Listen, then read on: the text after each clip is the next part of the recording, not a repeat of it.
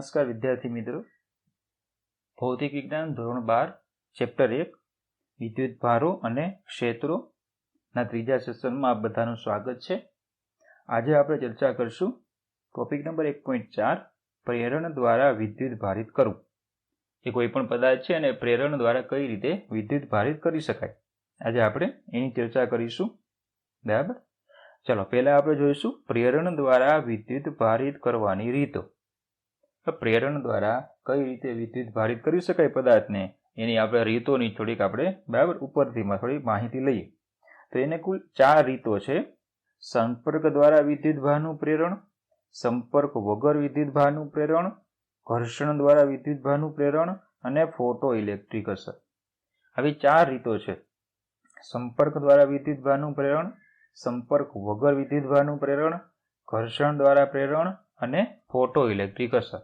બરાબર, ચલો પહેલા આપણે જોઈએ સંપર્ક દ્વારા વિદ્યુત ભાર કઈ રીતે પ્રેરિત થાય. તો પેલું છે સંપર્ક દ્વારા પદાર્થને કેવી રીતે વિદ્યુત ભારિત કરાય. તો એ આપણે ભણી ગયા છીએ. બરાબર, કે આપણે ભણી ગયું એક બરુની ગોળી આપણે ધારો કે લઈએ, એક બરુની ગોળી લઈએ, બરાબર, અને એક પ્લાસ્ટિકનો સળિયો લઈએ કે જે ઋણ વિદ્યુત ભારિત હોય. એક બરુની ગોળીને ઋણ વિદ્યુત ભારિત પ્લાસ્ટિકના સળિયા સાથે સ્પર્શ કરાવીએ.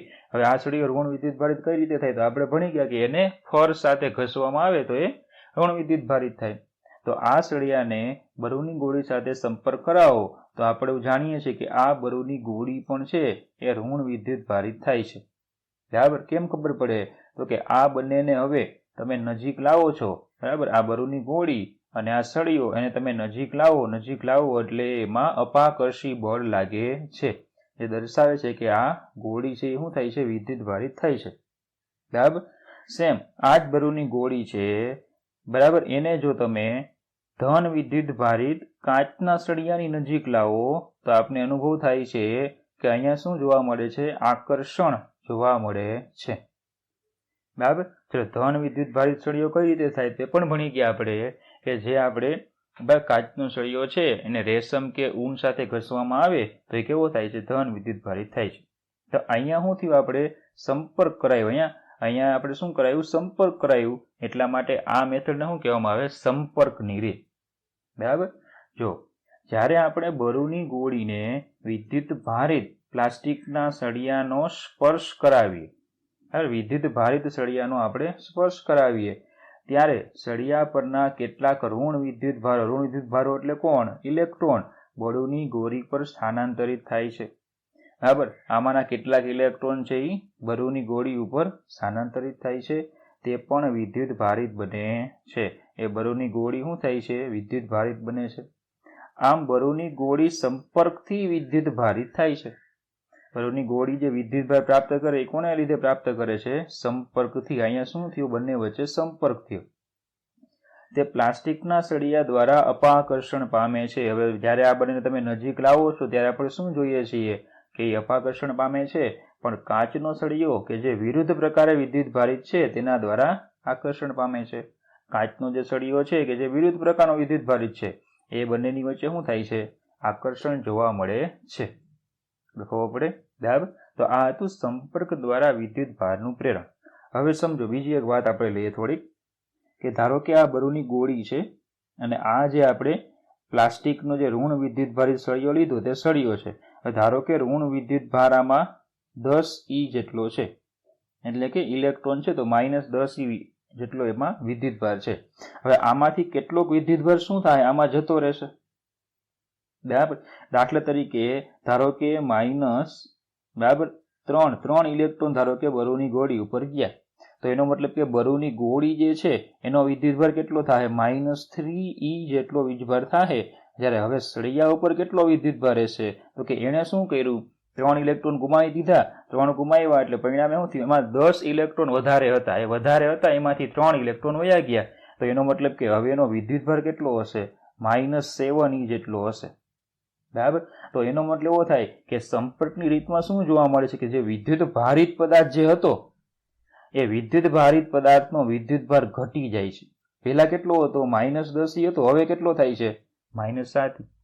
એટલે સંપર્કની રીતમાં વિદ્યુત ભારિત પદાર્થનો વિદ્યુતભાર ઘટી જાય છે. આ આપણો પહેલો પોઈન્ટ છે અહીંયા સંપર્કની રીતમાં વિદ્યુત ભારિત પદાર્થનો વિદ્યુત ભાર ઘટી જાય. ચલો બીજું આપણે એક આવું વિચારી શકીએ. બીજો પોઈન્ટ એવો છે કે જો સળિયો ઋણ વિદ્યુત ભારિત હતો તો આ પણ કેવી થાય છે? ઋણ વિદ્યુત ભારિત જ થાય છે.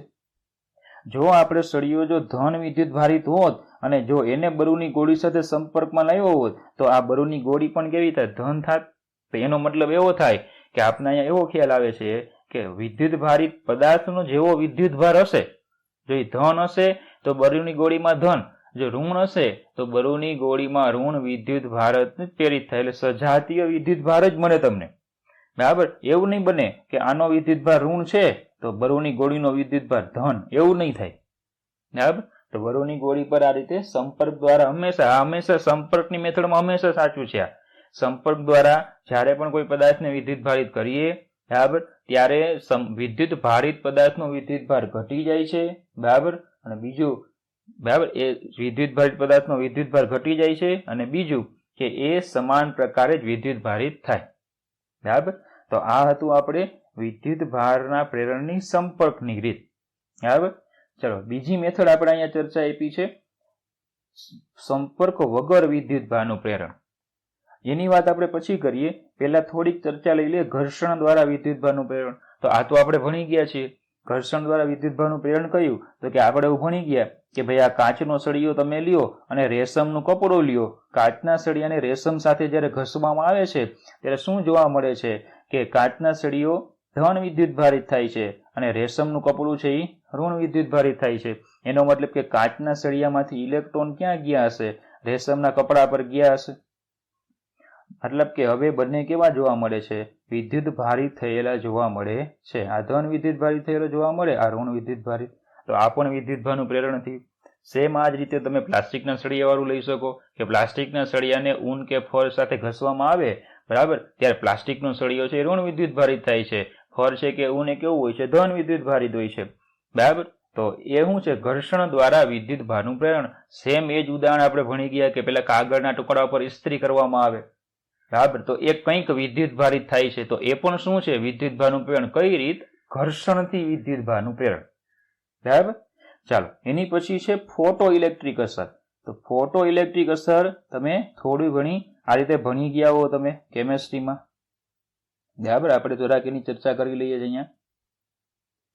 ફોટો ઇલેક્ટ્રિક અસરમાં તમે કેમેસ્ટ્રીમાં એવું ભણી ગયા હો કે ધારો કે ધાતુની સ્વચ્છ કરેલી સપાટી આપણે લઈએ, બરાબર, એ સપાટી ઉપર જ્યારે પૂરતી ઊંચી આવૃત્તિ વાળા વિદ્યુત ચુંબકીય તરંગો આપાત કરવામાં આવે ત્યારે એ HF જેટલી આમાં જે ઇલેક્ટ્રોન રહેલા છે HF જેટલી ઉર્જા પ્રાપ્ત કરે છે. બરાબર? કાર્ય વિધેય જેટલું કાર્ય કરે ને બાકીની ઉર્જા સાથે ઇલેક્ટ્રોન શું થાય છે? મુક્ત થાય છે. તો એનો મતલબ કે ધાતુની સપાટી શું કરે છે? ઇલેક્ટ્રોન ગુમાવે છે. જો એ ઇલેક્ટ્રોન ગુમાવે તો એ પોતે કેવી બને? ધન વિદ્યુત ભારિત થાય. તો આમ પેલા એનો વિદ્યુત ભાર કેવો હતો? તટસ્થ હતો. હવે એ કેવી થઈ? ધન વિદ્યુત ભારિત થઈ. એનો મતલબ કે વિદ્યુત ભારનું પ્રેરણ થયું. પણ ફોટો ઇલેક્ટ્રિક અસરની મર્યાદા એ કે આમાં હંમેશા સપાટી કેવી થાય? ધન વિદ્યુત ભારિત થાય. એમાં ઋણ થાય નહીં, કારણ કે ગતિ હંમેશા કોણ કરવાના? ઇલેક્ટ્રોન. બરાબર? તો આ ત્રણ રીતો થઈ. હવે આપણે ચર્ચા કરીશું સંપર્ક વગર વિદ્યુત ભારનું પ્રેરણ. જે આપણે કીધું સંપર્કથી જેમ પ્રેરણ થાય તેમ સંપર્ક વગર કઈ રીતે વિદ્યુત ભારનું પ્રેરણ થાય. ચલો સંપર્ક દ્વારા વિદ્યુત ભારના પ્રેરણની રીત. સંપર્ક વગર, અહીંયા જરા જોજો, સંપર્ક વગર વિદ્યુત ભારના પ્રેરણની રીતથી બે ધાતુના ગોળાઓને વિરુદ્ધ વિદ્યુત ભારિત કઈ રીતે કરી શકાય તે વર્ણવો. બરાબર? તો સંપર્ક વગર. હવે સંપર્ક કયો? નહીં તો કે વિદ્યુત ભારિત પદાર્થ જે હોય ને એનો સંપર્ક, બરાબર, પેલા પદાર્થને, તટસ્થ પદાર્થને નહીં થવો જોઈએ. એને સંપર્ક વગર કહેવાય. ઓકે, ચાલો તો જો પહેલા આપણે અવાહક સ્ટેન્ડ પર ટેકવેલા બે ધાતુના ગોળાઓ A અને B ને સંપર્કમાં લાવો. બરાબર? તો આ એક ગોળો છે A, આ એક ગોળો છે B. એ બંનેને આપણે શું કરીએ છીએ? સંપર્કમાં લાવીએ છીએ. હવે અવાહક સ્ટેન્ડ અહીંયા રાખ્યા છે એટલા માટે કારણ કે જ્યારે પણ આ વિદ્યુત ભારિત થશે, ગોળો A અને B જ્યારે પણ વિદ્યુત ભારિત થશે તો એનો વિદ્યુત ભાર એ ગતિ કરીને પૃથ્વીમાં જતો ન રહીએ એટલા માટે આપણે શું કરીએ છીએ? એને અવાહક સ્ટેન્ડ, બરાબર, અવાહક સ્ટેન્ડ પર એને મૂકવામાં આવે છે અને અવાહક સ્ટેન્ડ દ્વારા એને, બરાબર, એકબીજાના સંપર્કમાં લાવવામાં આવે છે. બરાબર? તો આ રીતે બે વિદ્યુત વિદ્યુત ભારિત નથી પણ તટસ્થ ગોળાઓને આપણે ધ્યાનમાં લઈએ. હવે બીજી વાત એ કે બંને ગોળાઓ તટસ્થ છે, બરાબર, એની પર વિદ્યુત ભાર નથી, તો એનો અર્થ શું છે કે આમાં જેટલા ધન આયનો હશે, મતલબ કે જેટલા ધન પ્રોટોન હશે, ધારો કે જેટલો ધન વીજભાર, ધારો કે 100 જેટલા પ્રોટોન છે આમાં, તો એનો મતલબ કે આમાં 100 જેટલા શું હશે, ઇલેક્ટ્રોન પણ હશે. બરાબર, 100 જેટલા પ્રોટોન હોય તો 100 જેટલા શું હશે, એમાં ઇલેક્ટ્રોન પણ હશે. બરાબર, સેમ એ જ રીતે કે ભાઈ બાજુનો ગોળો જે છે, બી ગોળો છે, એમાં પણ એવું હશે કે એમાં, બરાબર, ધારો કે 150 પ્રોટોન છે, 150 ધારો કે એમાં પ્રોટોન છે, 150 પ્રોટોન હોય તો એમાં 150 બીજા શું હશે, ઇલેક્ટ્રોન પણ હશે, 150 એમાં ઇલેક્ટ્રોન હશે. બરાબર, ટૂંકમાં બંનેમાં તટસ્થ છે એનો મતલબ શું કે બંનેમાં પ્રોટોન ઇલેક્ટ્રોનની સંખ્યા સમાન છે. બરાબર, ચલો હવે શું કરવાનું જોજો. એક ધન વિદ્યુત ભારિત સળિયાને કોઈ એક ગોળા ધારો કે એની નજીક તેને સ્પર્શે નહીં તેમ રાખો. બરાબર, હવે એક ધન વિદ્યુત ભારિત આપણે સળિયો લીધો, ધારો કે કાચનો સળિયો કે જેને આપણે રેશમ કે ઊન સાથે ઘસેલું હોય. બરાબર, એ ધન વિદ્યુત ભારિત કાચના સળિયાને એક ગોળા એને સ્પર્શે નહીં, જો એ સ્પર્શતો નથી, એને નજીક લાવવાનો. બરાબર, હવે તમે એને નજીક લાવશો એટલે શું થાય કે આમાં જે ઇલેક્ટ્રોન રહેલા છે એ આકર્ષણને કારણે શું થાય, આકર્ષણને કારણે એ ગોળા એની આ સપાટી પર આવી જાય. બરાબર, અને પરિણામે બી જે છે, બી એ બીનો અહીંયા જે ધન વીજભાર છે એ ખુલ્લો પડશે. દાખલા તરીકે સમજો કે બીમાં કેટલા અહીંયા 150 ઇલેક્ટ્રોન હતા, પ્રોટોન તો ગતિ નથી કરવાના. બરાબર, આકર્ષણને કારણે શું થાય, ઇલેક્ટ્રોન જ ગતિ કરશે. તો બીમાં જે 150 ઇલેક્ટ્રોન હતા એમાંના કેટલાક ઇલેક્ટ્રોન શું થશે, એ વિભાગ બાજુ આવી જાય. બીમાંના કેટલાક ઇલેક્ટ્રોન ક્યાં આવશે, એ વિભાગમાં આવી જાય. પરિણામે એ વિભાગમાં શું થાય, ઇલેક્ટ્રોનની સંખ્યા વધી જાય. સંખ્યા વધી જાય જે અહીંયા બતાવી છે. બરાબર, પરિણામે બી વિભાગમાં શું થાય, અહીંયા ધન વીજભાર, બરાબર, ખુલ્લો પડે, કારણ કે ઇલેક્ટ્રોનની સંખ્યા અહીંયા ઘટી ગઈ. સંખ્યા ઘટી ગઈ એટલે એ કેવો થઈ ગયો, ધન વીજભારિત થઈ ગયો. બરાબર, આમ સળિયો તમે નજીક લાવશો એટલે શું થાય, ગોળામાંના મુક્ત ઇલેક્ટ્રોન સળિયા તરફ આકર્ષાય, જેના લીધે ગોળા બીની દૂરની સપાટી પર વધારાનો ધન વિદ્યુતભાર ઉત્પન્ન થાય છે. બરાબર, બીની જે વિરુદ્ધ સપાટી છે, સળિયાની વિરુદ્ધની સપાટી, ત્યાં શું થાય, ધન વિદ્યુતભાર ઉત્પન્ન થાય છે. બરાબર, ચલો હવે શું થાય, જો બંને પ્રકારના વિદ્યુતભારો ધાતુના ગોળાઓના બંધિત છે. આ જે બે પ્રકારના વિદ્યુતભારો જે છે અહીંયા એ ધાતુમાં ગોળામાં કેવા છે, એ બંધિત છે, મતલબ કે ત્યાંથી જઈ નથી શકવાના ક્યાંય. કેમ, કારણ કે એક તો અહીંયા પણ અવાહક છે અને બીજે તો ક્યાંય, બરાબર, એવું નથી કે ભાઈ વિદ્યુતભાર ત્યાંથી જતો રહે, એવો તો કોઈને માર્ગ નથી મળ્યો ક્યાંય. બરાબર, તેથી છટકી શકતા નથી અને તેઓ ક્યાં રહીએ, સપાટી પર જ રહીએ. બરાબર, તો આટલી જે રચના થઈ ગઈ એ રચના પ્રમાણે શું થાય, સપાટી પર જ રહેશે. ચલો, એ ગોળાની ડાબી સપાટી પર વધારાનો ઋણ વિદ્યુતભાર છે અને બી ગોળાની જમણી સપાટી પર વધારાનો શું હોય છે, ધન વિદ્યુતભાર. એ ગોળાની જે ડાબી સપાટી છે એ ડાબી સપાટી પર ઋણ વિદ્યુતભાર છે અને બી ગોળાની જમણી સપાટી પર કેવો છે, ધન વિદ્યુતભાર. આમ છતાં ગોળાઓમાંના બધા ઇલેક્ટ્રોન એની ડાબી સપાટી પર એકઠા થતા નથી. મતલબ કે ભાઈ બીમાં, બરાબર, બીમાં ધારો કે આપણે કીધું કે ભાઈ 150 ઇલેક્ટ્રોન એમાં છે, તો એ 150 ઇલેક્ટ્રોન આ બાજુ આવી જાય, તો એવું નથી. બરાબર, શું થાય સમજો, ધારો કે એક ઇલેક્ટ્રોન બી ગોળામાંનો, બરાબર, એક ઇલેક્ટ્રોન ધારો કે આ બાજુ આવ્યો. બરાબર, બી ગોળામાંથી એક ઇલેક્ટ્રોન આ સાઈડ આવ્યો એ ગોળા પર, એટલે હવે શું થાય, હવે જે બીજો ઇલેક્ટ્રોન કે જે આ બાજુ આવવાનો હોય, બરાબર, એની ઉપર આ ઇલેક્ટ્રોન શું કરશે, અપાકર્ષી બળ લગાડશે. બરાબર, તો પણ આના સળિયાના આકર્ષણને કારણે શું થાય, એ ઇલેક્ટ્રોન આ સાઈડ આવી જાય. બરાબર, એમાં અહીંયા હવે બે ઇલેક્ટ્રોન થાય. હવે જ્યાં ત્રીજો ઇલેક્ટ્રોન જે આ બાજુ આવવાનો હોય, ગોળા એ તરફ આવવાનો હોય, તે ત્રીજા ઇલેક્ટ્રોનને આ બંને શું કરશે, અપાકર્ષી બળ લગાડશે. અને પરિણામે શું થાય, સળિયાનું જે પ્રબળ આકર્ષણ છે એને કારણે આ ઇલેક્ટ્રોન આ બાજુ આવી જાય. બરાબર, એમ ધીમે ધીમે શું થાય, અપાકર્ષી બળનું મૂલ્ય વધતું જાય. ધીમે ધીમે શું થાય કે આ જે અપાકર્ષી બળ લાગે છે એ અપાકર્ષી બળનું મૂલ્ય ધીમે ધીમે વધતું જાય. હવે એક સ્થિતિ એવી આવશે કે તમે બી ગોળા પરના કોઈ પણ, બરાબર, બી ગોળા પરનો ધારો કે હું કોઈ એક ઇલેક્ટ્રોન હું લઉં, બરાબર, તો એ ઇલેક્ટ્રોન ઉપર આ બાજુના જે આ બધા ઇલેક્ટ્રોન છે એને લીધે લાગતું જે અપાકર્ષી બળ હોય તે અને સળિયાનું જે આકર્ષી બળ હોય તે, એ બંને કેવું થાય, સમાન થઈ જાય. સમાન થાય એટલે ઇલેક્ટ્રોનની ગતિ થશે નહીં. ખબર પડે, બરાબર, સમાન જયારે બળ બંને થઈ જાય એટલે હવે ઇલેક્ટ્રોન ગતિ કરશે નહીં. તો ટૂંકમાં કહેવાની વાત એ કે એવું નથી કે બી ગોળામાંના બધા ઇલેક્ટ્રોન આ બાજુ આવી ગયા, એવું બિલકુલ નથી. બરાબર, જનરલી જોઈએ તો સમજો, ધારો કે સળિયો છે એની પર +5e જેટલો વીજભાર છે, તો આ એ ગોળો જે છે એની આ સાઈડની જે સપાટી છે, આ સપાટી છે ત્યાં -5 જેટલો વીજભાર હોય છે, બરાબર, અને એ જ પાણે અહીંયા સપાટી પર કેટલો હશે, +5 જેટલો વીજભાર જ હોય. એટલે બધા ઇલેક્ટ્રોન કઈ ગતિ કરીને એ બાજુ આવી જવાના નથી, બરાબર.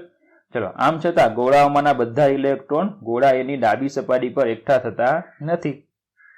જેમ એની ડાબી સપાટી પર ઋણ વિદ્યુતભાર જમા થવાનું શરૂ થાય ત્યારે બીજા ઇલેક્ટ્રોન આ જમા થયેલા ઇલેક્ટ્રોન દ્વારા અપાકર્ષણ અનુભવે છે, બરાબર.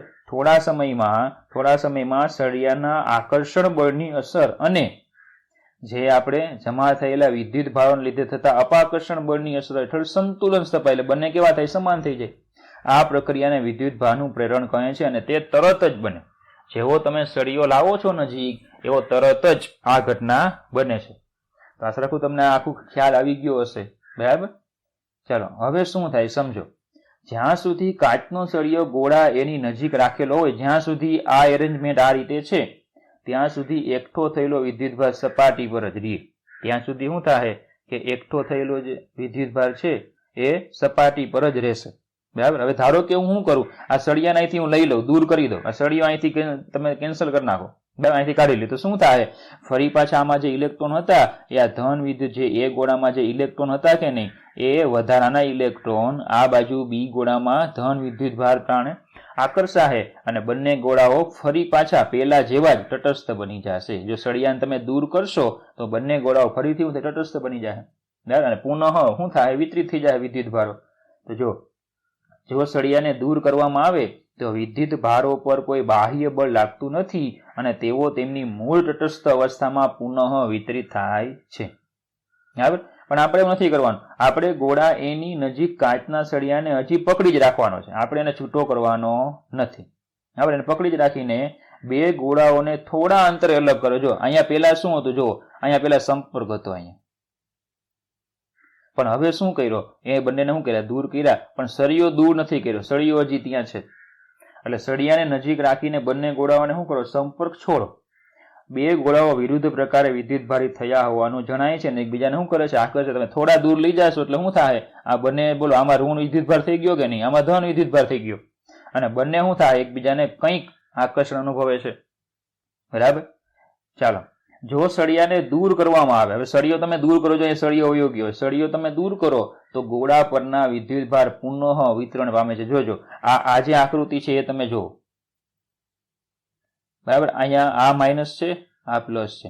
પેલા શું હતું, જો આ આકૃતિ જો, અહીંયા માઇનસ હતા, અહીંયા પ્લસ હતા. એટલે ગોળા એની ડાબી સપાટી પર અને ગોળા બી ની જમણી સપાટી પર વિદ્યુતભાર હતા, પણ તેઓ શું કામ એવું હતું, કારણ કે સળિયાનું આકર્ષણ હતું. હવે પણ જેવો તમે સળિયો દૂર કર્યો એટલે શું થયું, આ આકર્ષણ લાગશે, બરાબર. ધન વિદ્યુતભાર છે ઇલેક્ટ્રોનને આકર્ષે એટલે શું થાય, એ આ બાજુ આવી જાય, કે જે પેલા આ સાઈડ હતા, બરાબર. અને ઇલેક્ટ્રોન છે આ બાજુ આવી ગયા, સેમ ધન વિદ્યુતભાર જે આ બાજુ હતો એ આ સાઈડ આવી ગયો, ખબર પડે આકર્ષણને કારણે. હવે સમજો, ખરેખર તો ધન વિદ્યુતભાર ગતિ કરતો નથી, ગતિ તો કોણ કરે, ઇલેક્ટ્રોન જ કરે. એટલે આપણે એવું કહી શકીએ, બરાબર, કે ઇલેક્ટ્રોન કે જે બી ગોળામાં અહીંયા હતા ને, એ આ ઇલેક્ટ્રોનના અપાકર્ષણને કારણે આ બાજુ આવી ગયા. પરિણામે આ સાઈડ ઇલેક્ટ્રોનની સંખ્યા ઘટી ગઈ એટલે ત્યાં ધન વિદ્યુતભાર થઈ ગયો, બરાબર. ચાલો, હવે જો ગોળાઓને તમે સારા એવા દૂર કરો, સારા એવા દૂર એટલે કે એકબીજાની અસર ન કરે, આકર્ષણ પોતે જે આકર્ષણ અનુભવતા હતા એ હવે આકર્ષણ અનુભવે નહીં, એમ સારા એવા તમે એને દૂર કરો તો તેમની ઉપરના વિદ્યુતભારો તેમની સપાટી પર નિયમિત રીતે શું થાય, જો વહેંચાઈ ગયા, શું થયા, નિયમિત રીતે બધે વહેંચાઈ ગયા, બરાબર. આ પ્રક્રિયામાં ધાતુના દરેક ગોળા સજાતીય અને વિજાતીય રીતે વિદ્યુતભારિત થાય છે. મતલબ કે એક જે છે એને ઋણ વિદ્યુતભાર પ્રાપ્ત કર્યો, બીજાએ કેવો કર્યો, ધન વિદ્યુતભારિત કાચનો સળિયો કોઈ વિદ્યુતભાર ગુમાવતો નથી, જે સંપર્ક દ્વારા વિદ્યુતભાર કરવાની ક્રિયા કરતા અલગ છે. અને સંપર્કમાં આપણે વાત કરી હતી કે ભાઈ બરુની ગોળી પર વીજભાર આવે પણ સળિયો જે છે એ પોતાનો વીજભાર ગુમાવે અને બરુની ગોળીને આપે, પણ અહીંયા કાચના સળિયા પર જે વિદ્યુતભાર છે તે તેમનો તેમ છે, બરાબર. અને એ વિદ્યુતભાર એમને હોવા છતાં બંને પદાર્થો એ અને બી છે કેવા થઈ ગયા, વિદ્યુતભારિત થઈ ગયા. મતલબ એમ કહેવાય કે વિદ્યુતભારિત પદાર્થ પોતાનો વિદ્યુતભાર ગુમાવ્યા વગર વિદ્યુતભારનું પ્રેરણ કરે છે.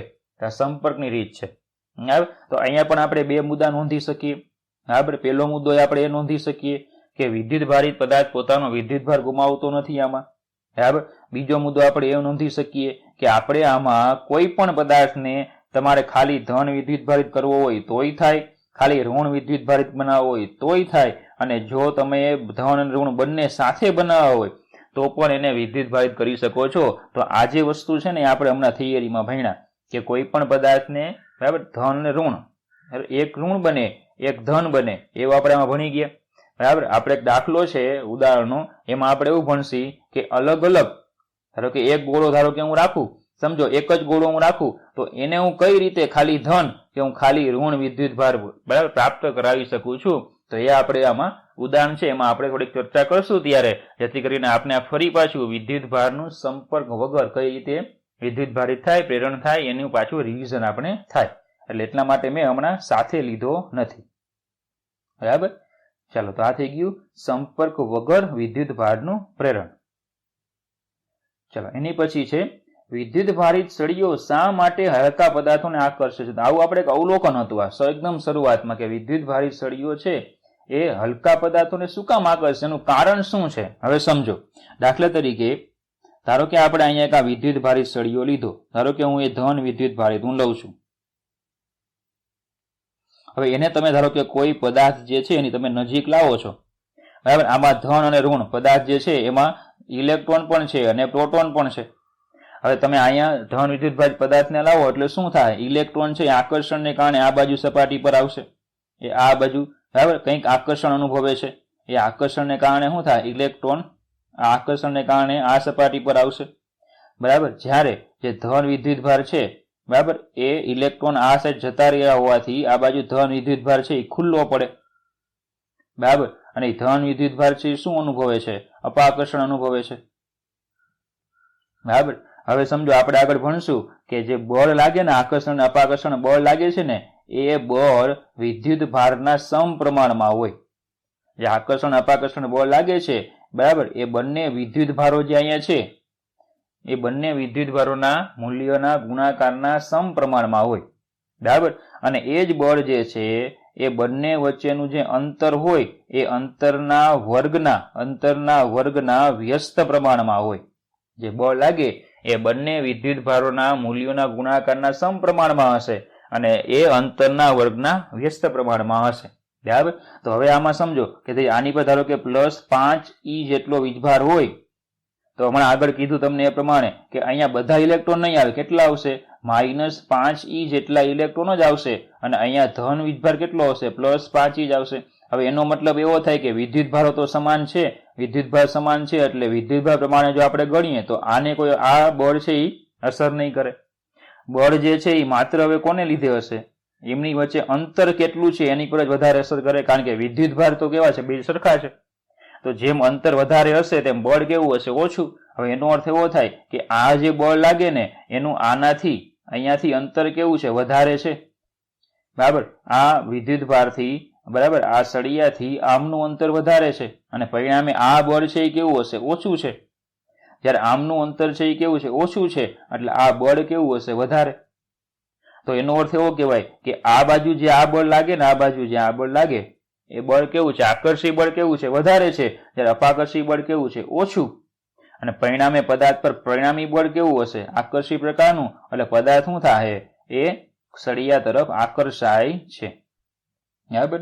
જો ફરીથી સમજીએ, જ્યારે વિદ્યુત ભારિત સળિયા હલકા પદાર્થોની નજીક લાવવામાં આવે ત્યારે સળિયો પદાર્થ પર નજીકની સપાટી પર વિજાતીય વિદ્યુત ભાર પ્રેરિત કરે. જો અહીંયા પ્લસ હતો ને તો અહીંયા કેવો આવ્યો, માઇનસ આવ્યો, વિજાતીય.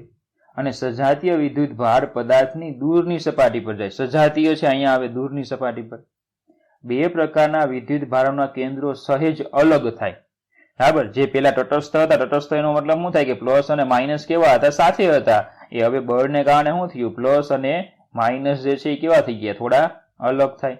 પ્લસ અને માઇનસ એ અલગ થઈ ગયા. વિજાતીય વિદ્યુત ભારો આકર્ષાય અને સજાતીય વિદ્યુત ભારો અપાકર્ષાય. જે વિજાતીય હોય એમની વચ્ચે શું લાગે, આકર્ષણ લાગે, અને જે સજાતીય છે એમની વચ્ચે શું લાગશે, અપાકર્ષણ. આમ છતાં બળનું માન વિદ્યુત ભારો વચ્ચેના અંતર પર આધારિત છે, કારણ કે વિદ્યુત ભારો તો કેવો છે, સરખો પ્રેરિત થાય છે કે નહીં, એટલે એ બળને કંઈ બહુ અસર કરે નહીં. પણ મુખ્ય અસર કોને લીધે હશે, અંતરને લીધે. બરાબર. વિદ્યુત ભાર આમ છતાં બળનું માન વિદ્યુત ભારો વચ્ચેના અંતર પર આધારિત છે અને આ કિસ્સામાં આકર્ષણ બળ અપાકર્ષણ બળ કરતા વધુ છે. એટલે ખબર પડી, આકર્ષણ બળ જે છે એ અપાકર્ષણ બળ, આકર્ષણ બળ જે છે એ અપાકર્ષણ બળ કરતા કેવું હશે? વધુ હશે. એટલે આ બળ છે અપાકર્ષણ એ ઓછું થાય, આકર્ષણ છે એ વધારે છે. પરિણામે કાગળના ટુકડા કે બરુની ગોળી જેવા હલકા પદાર્થો એ સળિયા તરફ આકર્ષાય છે. બરાબર. તો ટૂંકમાં યાદ એ રાખવાનું કે જયારે વિદ્યુત ભારિત પદાર્થને કોઈ હલકા પદાર્થોને તમે નજીક લાવો, બરાબર, એટલે હલકા પદાર્થમાં જે પ્રોટોન અને ઇલેક્ટ્રોન છે, બરાબર, એ શું થાય? એ જે બંને એક સ્થાને હતા એના કેન્દ્રો જે ભેગા હતા એ છૂટા પડે. બરાબર. ધારો કે પ્લસ વિદ્યુતભાર, તમે વિદ્યુતભારિત પદાર્થ જો ધન હોય તો એની સામે કયું આવી જાય? ઋણ આવી જાય. અને વિરુદ્ધ સપાટી પર પદાર્થમાં કેવું આવી જાય? ધન. પરિણામે બરાબર આકર્ષણ બળ છે કેવું આવે? વધારે. બરાબર. અને પરિણામે એ જે પદાર્થ છે, ધારો કે કાગળના ટુકડા હોય તો કાગળના ટુકડાઓ એ સળિયા તરફ આકર્ષણ અનુભવે છે. બરાબર. તો આટલો એક નાનો મસ્તો 2 માર્કનો પ્રશ્ન આપેલો કે વિદ્યુત ભારિત સળિયા શા માટે હલકા પદાર્થોને આકર્ષે છે. બરાબર. ચાલો આગળ વધીએ. આપણો જે મુખ્ય ઇલેક્ટ્રોમેગ્નેટિઝમ વિદ્યુત ભારની ચર્ચા જે કરવાની હતી, તો એમાં આપણે હવે વિદ્યુત ભારના બરાબર કેટલાક આપણે ગુણધર્મો એની શરૂઆતમાં આપણે ચર્ચા કરવાના છીએ. વિદ્યુત ભારના ગુણધર્મો. તો ચલો બેઝિક તો આપણે ભણી ગયા. વિદ્યુત ભાર 2 પ્રકારના છે, એક ધન એક ઋણ, જે એકબીજાની અસરને નાબૂદ કરે છે. નાબૂદ કરે છે કયું? એટલે નાબૂદ કરે એટલે શું? તટસ્થ પદાર્થ જેટલા ધન એટલા ઋણ, એનો મતલબ કે વિદ્યુત ભારો એકબીજાની અસરને નાબૂદ કરે છે. બીજું આપણે ત્યારે પણ ચર્ચા કરી હતી કે ધારો કે કાચના સળિયાને રેશમ સાથે ઘસવામાં આવે તો એક કાચનો સળિયો છે એ ધન વિદ્યુત ભારિત, બીજું રેશમનું કપડું છે એ ઋણ વિદ્યુત ભારિત થાય. પણ હવે જો એ બંનેને સંપર્કમાં લાવીને પછી તમે પાછા છૂટા કરો તો હવે કોઈ આકર્ષણ અપાકર્ષણ બળ લાગતા નથી. એટલે ઘર્ષણથી વિદ્યુત ભારિત થયેલા પદાર્થો સંપર્કથી વિદ્યુત ભાર ગુમાવે. ઘર્ષણથી વિદ્યુત ભારિત થયેલા પદાર્થો સંપર્ક કરવાથી વિદ્યુત ભાર ગુમાવે. તો શું થતું? એકબીજાની અસરને શું કરે? નાબૂદ કરે. બરાબર. ચાલો તો એમાં પહેલું આપણે રહીશું બિંદુવત વિદ્યુત ભાર કોને કહેવાય એની થોડીક આપણે પહેલા ચર્ચા કરશું કે બિંદુવત વિદ્યુત ભાર એટલે શું. તો જો વિદ્યુત ભારિત પદાર્થોના પરિમાણ તેમની વચ્ચેના અંતરની સરખામણીમાં ખૂબ નાના હોય તો તેમને બિંદુવત વિદ્યુત ભાર કહે છે. અરે આ સાંભળીને આપણે કંઈક યાદ આવે. બરાબર. 11મા ધોરણમાં કણની સંકલ્પના આપણે ભણી ગયા હતા. એમાં પણ આવું જ હતું કે 2 દળ ધરાવતા પદાર્થો છે, એમના પરિમાણની સરખામણીમાં એમની વચ્ચેનું અંતર વધારે હોય તો એ સંજોગોમાં તમે પદાર્થને કણ તરીકે લઈ શકો. તો અહીંયા પણ એવું જ છે કે જો વિદ્યુત ભારિત પદાર્થોના જે પરિમાણ છે તેમની વચ્ચેના અંતરની સરખામણીમાં ખૂબ નાના હોય તો તેને આપણે શું કહી શકીએ? બિંદુવત વિદ્યુત ભાર લઈ શકીએ છીએ. આવા પદાર્થોના વિદ્યુત ભારનો બધો જથ્થો અવકાશમાં એક બિંદુએ કેન્દ્રિત થયેલો ધારવામાં આવે છે. બરાબર. દાખલા તરીકે આપણે જે કહેતા દ્રવ્યમાન કેન્દ્ર, બરાબર, કે ભાઈ ધારો કે પૃથ્વી છે તો પૃથ્વીને આપણે આખી નહીં બતાવવાની, ખાલી એક બિંદુ બતાવવાનું. બરાબર. સૂર્ય છે તો સૂર્યને આખો નહીં લેવાનો, ખાલી એક બિંદુ બતાવવાનું. તો આપણે એ બિંદુ કયું લેતા? તો કે આપણે લેતા દ્રવ્યમાન કેન્દ્ર. તો સેમ વિદ્યુત ભારમાં પણ આપણે એવું કરવાનું કે આખો વિદ્યુત ભાર ભૂલી જવાનો, એની જગ્યાએ આપણે શું લેવાનું? એક બિંદુ લેવાનું ને વિદ્યુત ભાર બધો ત્યાં બતાવી દેવાનો. પણ યાદ રાખજો, દ્રવ્યમાં દ્રવ્યમાન કેન્દ્ર હોય તો પણ વિદ્યુત ભારમાં વિદ્યુત ભાર કેન્દ્ર એવું ન હોય. બરાબર. તો ખાલી એક આ સમજૂતી છે કે આપણે બિંદુવત વિદ્યુત ભારને ક્યાં મૂકીએ તો કે એનું જે કેન્દ્ર હોય, બરાબર, ત્યાં આપણે વિદ્યુત ભારને બધો વિદ્યુત ભાર છે એવું કલ્પી શકીએ છીએ. પણ યાદ રાખો, એને વિદ્યુત ભાર કેન્દ્ર નહીં કહેવાનું. બરાબર. તો ચાલો, જો વિદ્યુત ભારિત પદાર્થના પરિમાણ તેમની વચ્ચેના અંતરની સરખામણીમાં ખૂબ નાના હોય તો તેમને બિંદુવત વિદ્યુત ભાર કહે છે. આવા પદાર્થોમાં વિદ્યુત ભારનો જથ્થો, બરાબર, બધો જથ્થો અવકાશમાં એક બિંદુએ કેન્દ્રિત થયેલો ધારવામાં આવે છે. બરાબર. ચાલો એની પછી વિદ્યુત ભારનો સરવાળો. પહેલી લાક્ષણિકતા છે કે વિદ્યુત ભારનો સરવાળો કઈ રીતે થાય. ચલો 14મો પ્રશ્ન છે, એમાં વિદ્યુત ભારનો બેઝિક સરવાળો શા માટે કરવામાં આવે? બેઝિક સરવાળો સમજો, આ ખાલી સરવાળો લખ્યો તો નો હાલત. બેઝિક સરવાળો લખવાની જરૂરિયાત જ શું હતી? બેઝિક સરવાળો, આવો બેઝિક શબ્દ આપણે આગળ પણ ભણી ગયા છીએ કે જ્યારે સદીશોના સરવાળા આપણે ભણતા હતા ત્યારે આપણે ચર્ચા એવી કરતા કે સદીશ સરવાળો. બરાબર. ત્યારે આપણે એક મેથડ ભણી ગયા હતા વિદ્યુત ભાર સદીશોના સરવાળાની બેઝિક રીત. તો બેઝિક રીતમાં આપણે શું કરતા કે દિશા સાથે સરવાળો કરતા. આઈ કેરેટ, જે કેરેટ, કે કેરેટ, પ્લસ માઇનસ એ બધું લઈને આપણે દિશાઓ સાથે સરવાળો કરતા. એને સદીશોના સરવાળાની બેઝિક રીત કહેતા. અહીંયા પણ એવું જ છે. બરાબર. જો દાખલા તરીકે ધારો કે આપણે બે વિદ્યુત ભારો લઈએ, એક Q1 છે અને Q2 છે, તો તંત્રનો કુલ વિદ્યુત ભાર કેટલો થાય? તો કે Q1 અને Q2 નો માત્ર બેઝિક સરવાળો કરવાથી મળે. એટલે બહુ સિમ્પલ, Q બરાબર Q1 પ્લસ Q2. બરાબર. જો તંત્રમાં n વિદ્યુત ભારો હોય તો પછી Q1 Q2 ટુ Qn ધરાવતા તંત્રનો કુલ વિદ્યુત ભાર કેટલો? તો કે Q બરાબર Q1 plus Q2 plus 2 plus Qn. એ બહુ સિમ્પલ. ભાઈ સરવાળો એટલે શું? તો કે સરવાળો પ્લસ કરી દેવાનો, સરવાળો થઈ ગયો. પણ વિદ્યુત ભાર ધન કે ઋણ હોઈ શકે. આથી તંત્રમાં વિદ્યુત ભારનો સરવાળો કરતી વખતે યોગ્ય ચિહ્નો વાપરવા પડે. આ હંમેશા યાદ રાખવાનો સૌથી મહત્વનો પોઈન્ટ. બરાબર. સૌથી મહત્વનો પોઈન્ટ કે જ્યારે પણ વિદ્યુત ભારનો સરવાળો કરો તો જો ધન હોય તો ધન લેવાનો અને ઋણ હોય તો ઋણ લઈને ધ્યાનમાં લેવાનો. અને બરાબર, ઋણ ધ્યાનમાં લઈને જ સરવાળો કરી શકાય છે. બરાબર. વિદ્યુત ભારો ધન કે ઋણ હોઈ શકે છે. આથી તંત્રમાં વિદ્યુત ભારનો સરવાળો કરતી વખતે યોગ્ય ચિહ્નો વાપરવા પડે છે. આ સૌથી મહત્વનો પોઈન્ટ. દાખલા તરીકે ધારો કે યાદચ્છિક એકમમાં, ધારો કે કોઈ એકમમાં એક બરાબર +1 એકમ, +2 એકમ, -3 એકમ, +4 એકમ, -5 એકમ વિદ્યુત ભારો ધરાવતા તંત્રનો કુલ વિદ્યુત ભાર તે એકમમાં, સમજો આ બધા વિદ્યુત ભારો છે, એક તંત્ર છે, આટલા વિદ્યુત ભાર છે, તો કુલ વિદ્યુત ભાર કેટલો? તો કે જો પ્લસ હોય ને તો પ્લસ લેવાનો, માઇનસ હોય તો માઇનસ લેવાનો, અને શું કરવાનો? સરવાળો કરવાનો. તો તંત્રનો વિદ્યુત ભાર કેટલો થાય? -1. કારણ કે પ્લસ ની અસર ને માઇનસ શું કરે? નાબૂદ કરે. ને પરિણામે વિદ્યુત ભાર કેટલો થાય? ખાલી -1 જ થાય. બરાબર. તો આ હતી વિદ્યુત ભારની પહેલી લાક્ષણિકતા કે વિદ્યુત ભારનો સરવાળો કઈ રીતે કરવામાં આવે. બરાબર. ચાલો, તો આજના લેક્ચરમાં આપણે બરાબર આટલું જ રાખીશું. નેક્સ્ટ પીરિયડમાં આવે વિદ્યુત ભારને લઈને સૌથી મહત્વના નિયમો અને સૌથી અગત્યની થિયરીઓ આવશે. બરાબર. અને પછી આપણે ધીમે ધીમે વિદ્યુત ભાર ઉપર જે બળ લાગે છે, આકર્ષણ અને અપાકર્ષણ, એ આકર્ષણ અને અપાકર્ષણ બળ બરાબર ના સદિશ સ્વરૂપ અને મૂલ્યની ચર્ચા આપણે નેક્સ્ટ લેક્ચરમાં કરશું. બરાબર. તો આશા રાખું આજના લેક્ચરમાં તમને બધી માહિતી બરાબર ખ્યાલ આવી ગયો હશે. બરાબર. તો ઓકે, થેન્ક યુ.